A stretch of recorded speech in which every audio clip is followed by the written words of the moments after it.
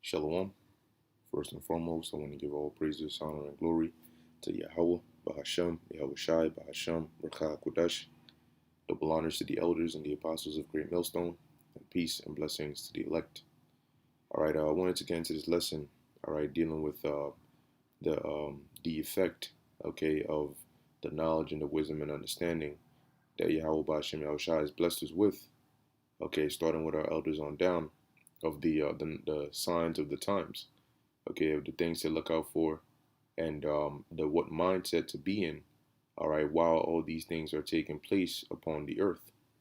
And the reason that's so important is because for a lot of people, this is new. Okay, this is unprecedented.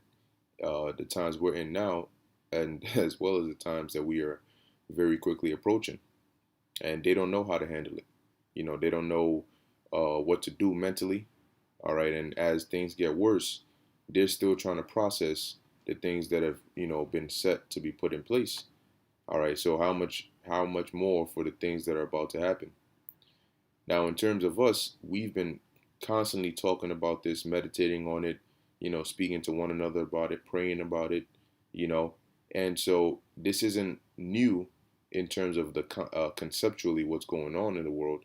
It's not new, all right, because we've already been familiarized with it, all right, and really our minds have been desensitized to it via the Holy Scriptures, all right, and so being familiar with it, it doesn't come off as a surprise, though it will be uncomfortable, and we will be put out of our comfort zones, and it will be intense. It's not going to be something that we didn't expect or have some, at least some level of foreknowledge about it because of the scriptures. And people underestimate that, and they don't see the point in why you should read the Bible or what's so important about it, but they fail to understand the power um, of stability that actually comes. That's why the Lord called this book the Comforter, because the words that are in here actually comfort you. Because when things are getting bad and chaotic, people panic and they fear what they don't know. And a lot of people, when sudden destruction comes, they don't know what's going on. They don't know what's happening, so they fear. Now, when they find out what's happening, which some of them wish they hadn't, now the next thing is, well, what do we do? And once they don't know what to do, that's even more scary. But the Lord has given us the blueprints to all of that. And guess what? We have the easiest solution. Have faith and trust in the Lord. You don't have to go and take out a loan from a bank to do this. You don't have to be working in a particular field for a certain amount of years to qualify for this. You just have to believe. Now, this is the book of Psalms, chapter 31, verse 13. And this is, these are the kind of prayers, all right, that we should be praying. Now, you can take certain Psalms, certain parts of it, and put it into a prayer. Because we're going to need the mercy of Yahweh Ba'ashem Yahweh Shai. Our life depends on the mercy that the Lord is going to bestow upon us. And Lord willing, He does have mercy on us, because that's the only way you're going to be able to make it out of these times. And if He gives you the gift of faith to believe in Him sincerely and wholeheartedly, that is a form of mercy. Now it says here in verse 13, "For I have heard the slander of many, for fear was on every side." Now, as of now, you can still have fear, but still know what's going on, because the scriptures talk about the righteous being quiet for fear of evil, because it's going to get intense. And as humans, fear is a natural reaction. Now it's about what the fear does to you. Does the fear cripple you? Does it cause you to make invalid decisions? Does it cause you to go off? You have to be able to put that fear in check. Okay, you can still have fear, but have your spirit in control. So as it says, for fear was on every side, and that's very soon. That's what's going to be happening. Right now, it's a matter of, well, okay, we're just going to stay firm. We're just going to keep on pushing. So what? Even if we can't go into the supermarkets, it's all right. We'll have faith in the Lord. But the things get more intense as time goes. Remember, we're coming into a time. This is the doorway into a time like never before, which means that it's not going to stop short of anything that we've seen before. It's going to keep on pushing and surpassing in terms of intensity, in terms of violence, in terms of unprecedented events. Things are going to keep on escalating onto a level that the world has never seen before. So that means that the fear is going to go up, the uncomfortability is going to go up, the desperation is going to go up, the chaos is going to go up, and the panicking. When people don't understand or value mental stability until they enter panic mode, where they don't know what's going on, they don't know what to do, they can't think right. And when you can't think right, you can't make rational decisions. And if you cannot make rational decisions, you will make irrational decisions, which will end up resulting in things that are detrimental for your well being or for those that are around you. See? So, as King David is saying here, fear was on every side. Yep, Psalm of David. Let's see. Fear was on every side, which it will be, while they took counsel together against me. They devised to take away my life. And that's now starting at the top with these wicked elites. Guess what? They're the type of individuals to blow up a whole plane for one individual. For one person on the plane, they will destroy the whole plane. They will bomb a whole city to eliminate one person. So it's not out of their capability to set up things in a way where it accomplishes multiple things. Well, it pushes for one towards the New World Order, but it also gives the perfect storm to eliminate those that will be a threat or an opposition to them. And so, yes, they do take counsel together against us. The scriptures talk about in 2nd Ezra 16 about the insurrection upon those that fear the Lord. And these counsels are going to be directed as when you read in Revelation 13, it talks about those that would not worship the image of the beast should be killed. That meaning they're going to take counsels and put in certain policies, but in order to enforce those policies, there's consequences. Why do you think people follow the law? Out of fear of what happens when you break the law, when you don't follow the law. The incentive is you escape the judgment of not following the law. That is the incentive of following the law. All right? Escaping the consequence is the incentive of following the law. You don't run a red light because you don't want a cop to pull you over and give you a ticket or whatever the case may be. And so that is your incentive as to why I shouldn't run a red light. Well, I want to avoid having to deal with these cops. I'm not going to drive without a license because, once again, I want to avoid doing this. I'm not going to go and just, put somebody to death because, once again, I want to avoid going to jail. See, these are all consequences that are used to enforce laws. If there were no consequences for those laws, people would not follow the laws. So when they say that they're going to enforce these mandates, that means they're going to bring harsh consequences for people who don't follow these mandates. You see? And a part of that is consulting together against those that are not with it. Because not only is this, well, according to the narrative, you guys are disrupting you guys are causing problems. You guys are the reason why cases are going up. But it's also for them identifying dissidents, identifying people that will be a problem when they introduce Marcus, because they look at the reasons for why people don't want to deal with Vanessa. Because there are certain people, as they've said, they have those who they got even before any incentive, the sheeple, the completely dumbed down ones who just ran full speed ahead. Before they even brought any incentives, these people were at the front of the line. Cool. There's those kind of people who they got. Next came those who fell when they brought the incentives. That's beautiful. They got those kind of people out the way. Then those who they're bringing the consequences for, they're bringing the mandates, the borderline, those they're going to get as well. Those that are going to break, who initially didn't break. Then it comes down to the last few. And they can pinpoint and say, these people, they didn't go when we first brought it out. They didn't go when we brought the incentives. They're not going when we bring in these mandates. Then there's no way to get them to convince them. So what do we need to do? Well, we need to eliminate these people because they don't have any room. We don't have any room for people like this in our society. Okay, Salakia.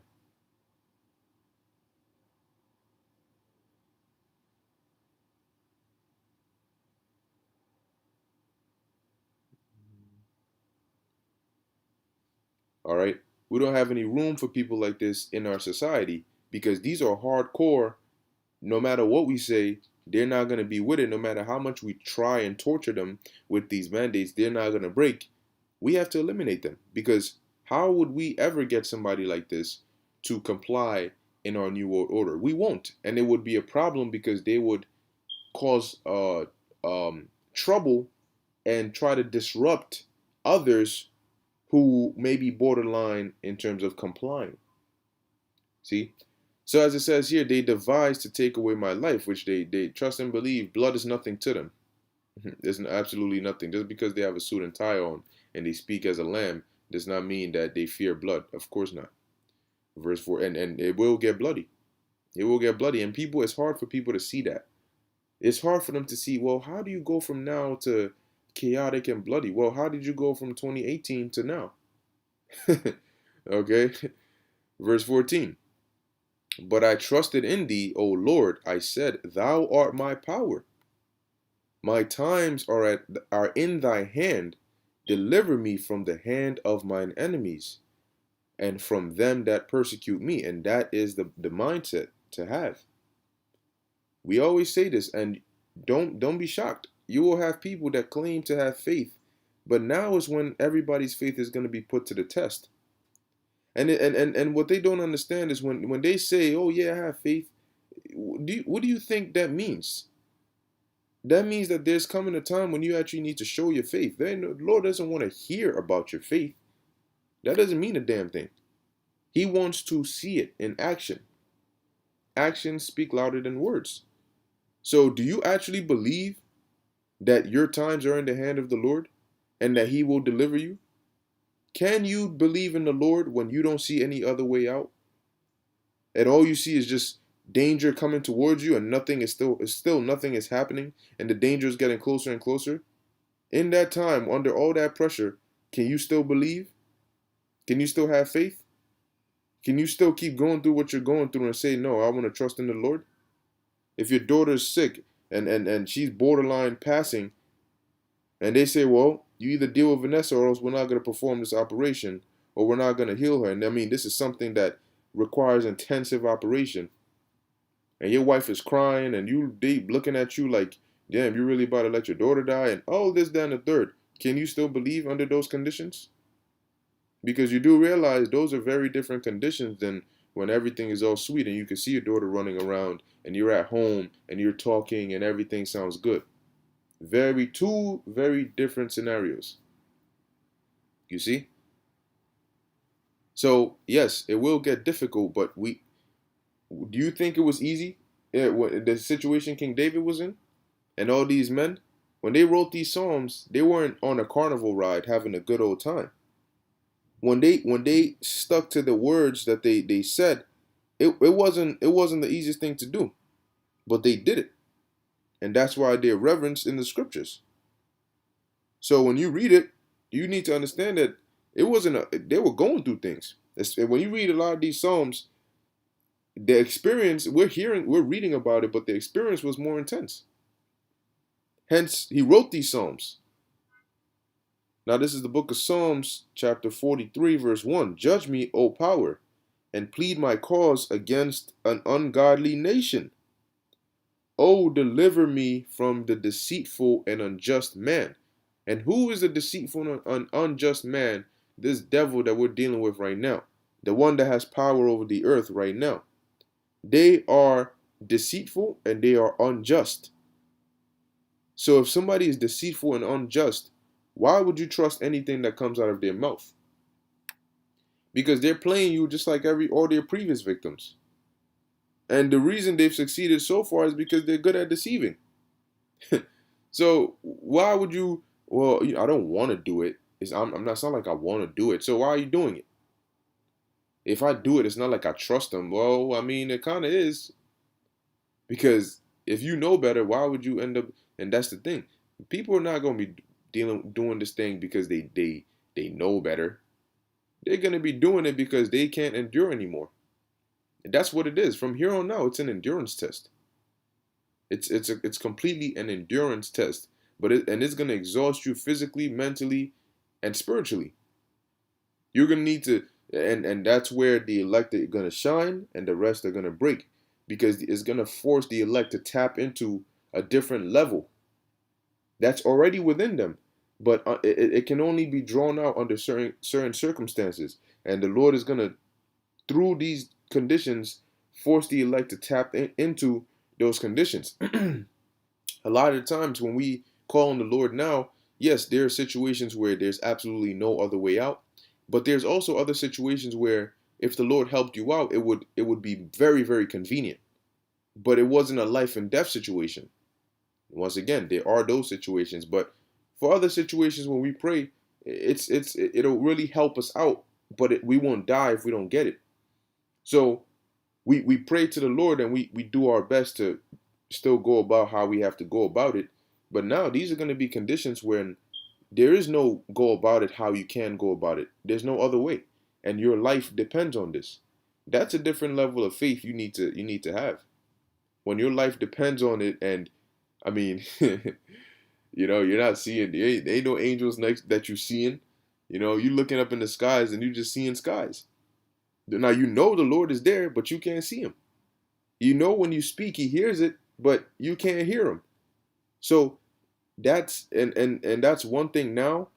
But when you're in a dire situation, man, they once again the elect are going to tap into another level, but others are going to break, because they're gonna what they're gonna be more afraid of what they can see, all right, than being faithful to what they cannot see. And this is the book of Isaiah, chapter 33, verse 6. And wisdom and knowledge shall be the stability of thy times. And this is a very, very true and important precept that people underestimate, because they don't see why when we tell you to study and even to do these lessons and to get involved, yes, that's benefiting you, because you are preparing your mind. When it doesn't matter how strong your body is, if your mind breaks down, you are breaking down. Once your engine is done, your car is done. It doesn't matter how big it looks, how nice it is. Once your mind is gone, you are gone. So when you read and you study and you do these videos, and the Spirit of the Lord is constantly dwelling within you, because in order to do these things, it needs to be dwelling with you. The more and more you do that, you don't even realize it, but it's strengthening you.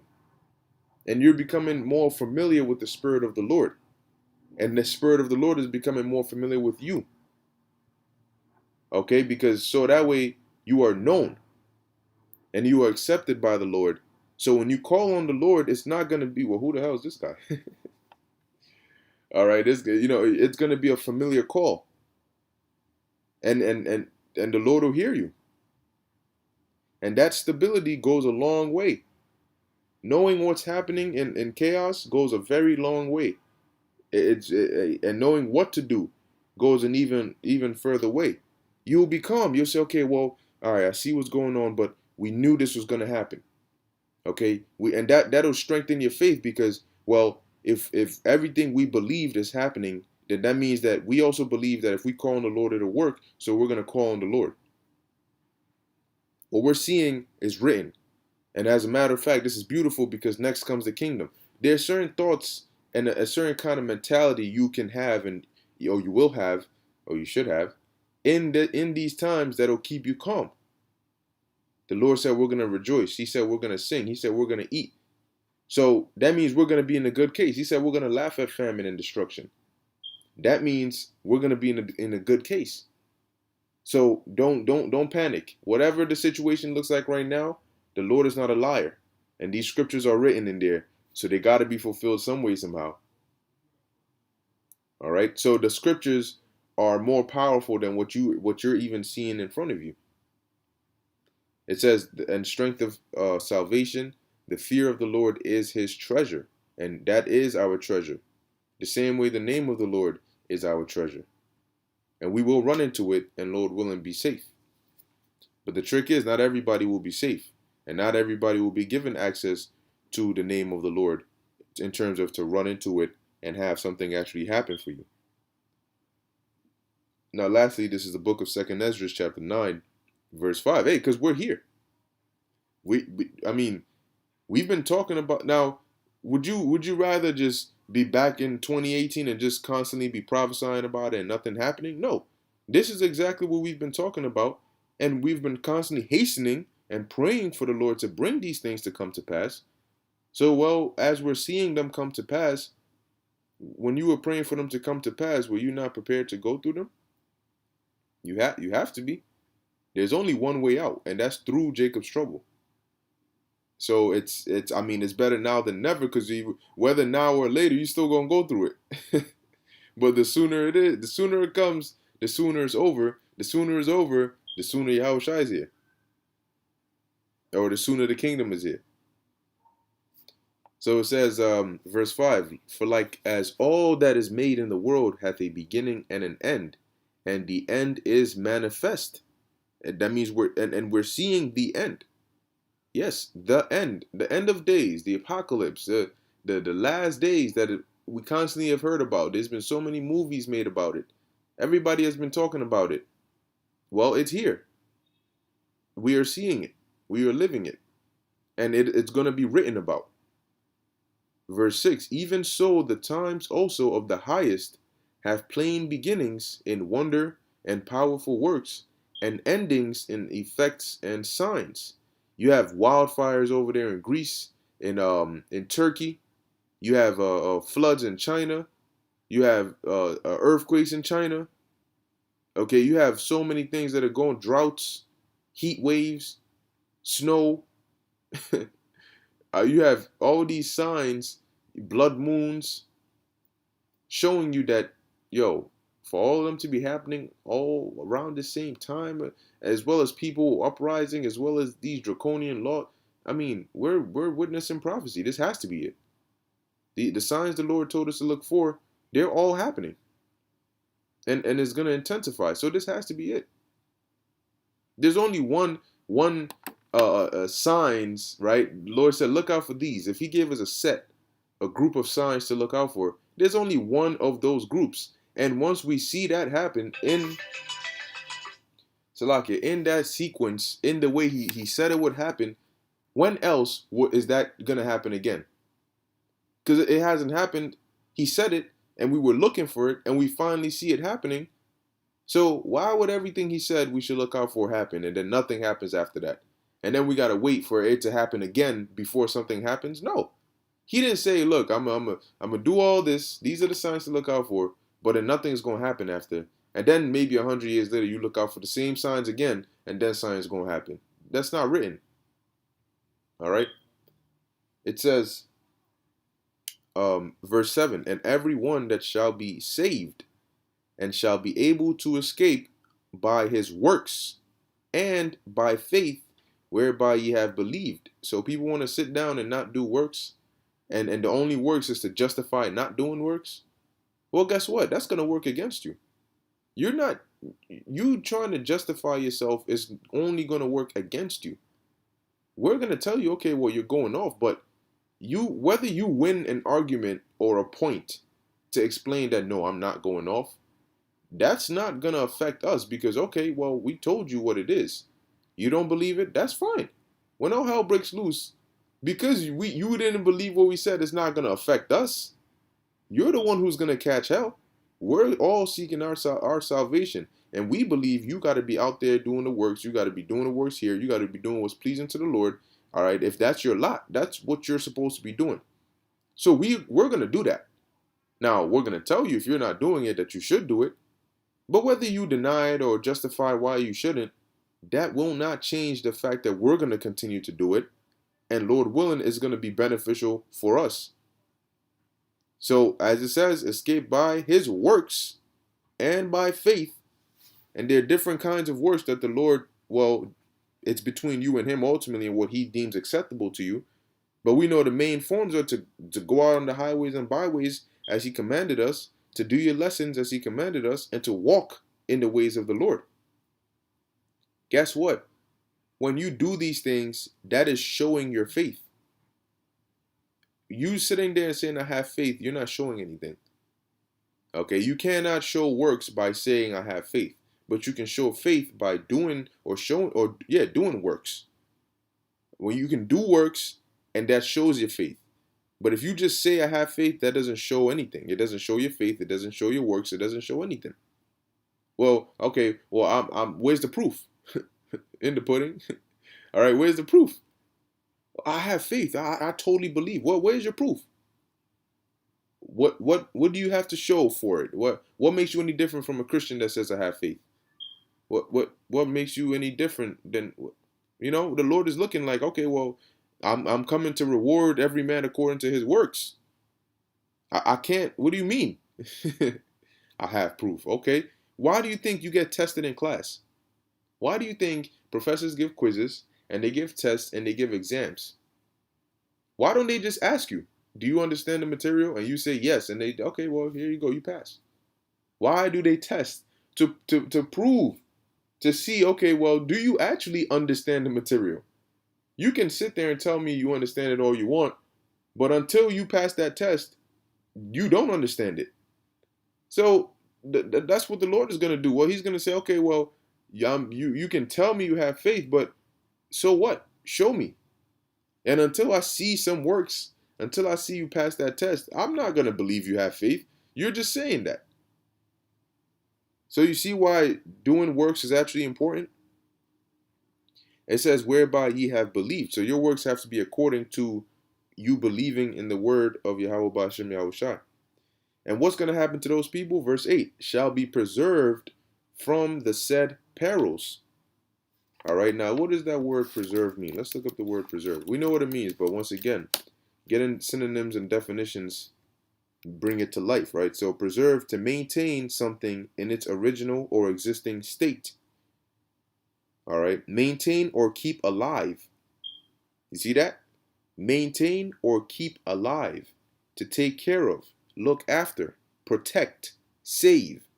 See why we look up these words? Because those synonyms. So it says, shall be preserved from the said perils, or shall be saved from the said perils, or shall be taken care of from the said perils, shall be protected from the said perils, shall be kept alive from the said perils. What are some examples of these said perils? Famines, okay, the sword, the temptation, the nuclear destruction, all right, the pestilence.